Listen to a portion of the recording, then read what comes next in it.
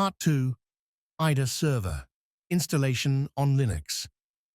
In this case, we're installing the IDA server on a Linux system, specifically Linux Ubuntu. The Linux server is packaged in a zip file, which can be extracted using the unzip command.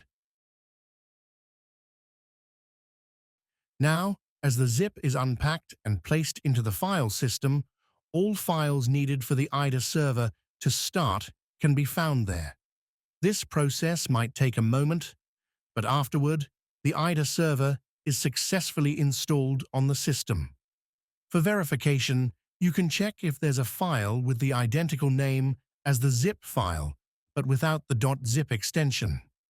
This file also includes the script for starting the server, startserver.sh, as well as various subdirectories. With the command startserver.sh, the server's startup can now be initiated. You will need to enter the customer ID to proceed. This license should already be known at the time of the IDA server installation.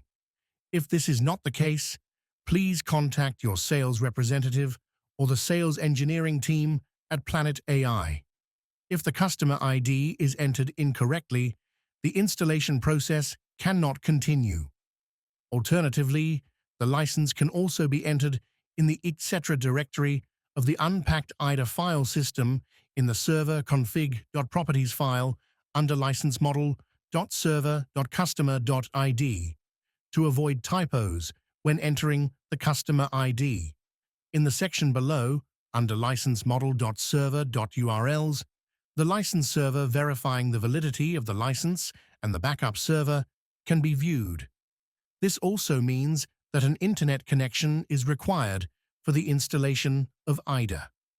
Should this not be possible, please contact the sales engineers at Planet AI for the on-premises setup of a licensed server. With this, the installation of the IDA server is successfully completed.